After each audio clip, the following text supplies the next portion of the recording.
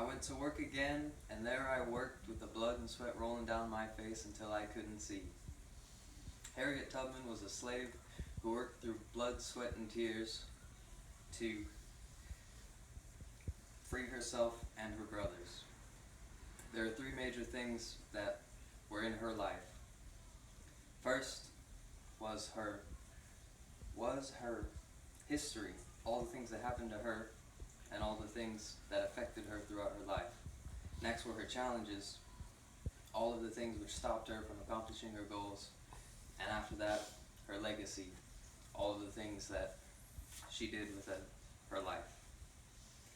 Time and again, she made successful visits to Maryland on the Underground Railroad, which would be absent for weeks at a time, running daily risks, making preparations for her and her passengers. This is a quote from William Still of the Underground Railroad. William Still was an executive of the Underground Railroad, an organization which would take slaves from the Deep South and migrate them towards Canada and down south towards Mexico. Araminta Ross was born in Maryland in 1820. She had 8 siblings and was hired out multiple times, 2 times. First when she was 5 to a trapper to set traps, and another time to care for a maiden and her baby. And every time the baby cried, she was beaten. She tried to run away from this maiden, and she hid in a pig pen, but she could not escape successfully and was beaten for it. And these scars stayed with her until she died. Her first slaveholder was Anthony Thomas, and after Anthony Thomas had died, she was sold to Edward Brodess.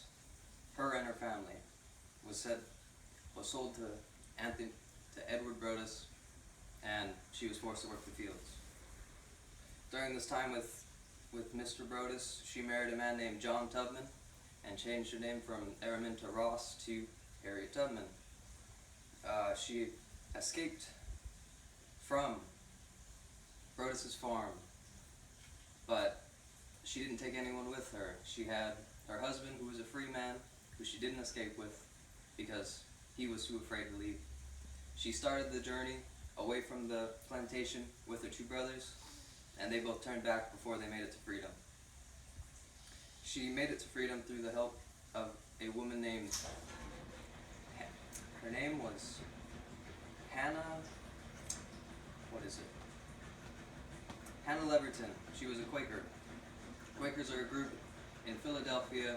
They're a religious group of religious pacifists, and they, when the colony started, they were the only group in America that didn't push Indians off their land by fighting them.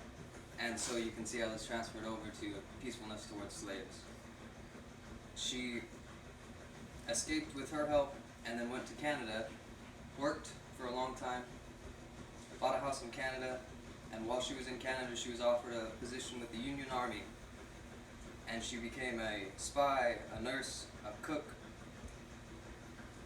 And after the war, she married a man named Nelson Davis. She didn't change her name again, but Nelson Davis was a war veteran. And at 93 years old, she died in New York. She bought a house in New York to help escape slaves after the war. I had 2 sisters carried away in a chain gang. One of them left 2 children. We were always uneasy. Her first challenge was that she was a slave. She got sick often, and at 13 years old she got a head injury from her slaveholder. They took a 2-pound weight and threw it right at her head because she tried to help a slave boy escape. And this gave her fainting spells and also, what was it? Mainly fainting spells, which can be very difficult if you're trying to run away. and you're trying to guide people to freedom, because if you faint during the night or when somebody's trying to rely on you, it can be very dangerous. The other challenges she had was that her father, her mother, and her brothers didn't want to leave their plantations. A lot of slaves were afraid to. So for this, she carried a gun, and she used this gun so that if anybody decided to turn back, she would aim it at them and say, "You can't turn back. This is what it is." I already had traveled over 3,000 miles, explained Seth Coughlin, another person in the Underground Railroad. This was for one trip, 3,000 miles one way. So it was 6,000 miles total, and she did about 13 trips and saved about 300 slaves. It was not 13, it was 19 trips and 300 slaves. She saved all but 3 members in her family. Some of them were taken away to the Deep South where nobody could help them. She had saved so many people that she gained the nickname Moses. The quote on her grave says, "Servant of God, well done." She was more of a woman than any legislature had made her out to be. And she helped so many people.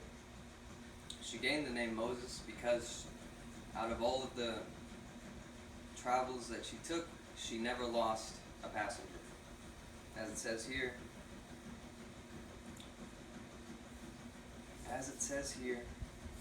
I can say what most conductors of the railroad can't say. I never ran a train off the track, and I never lost a passenger.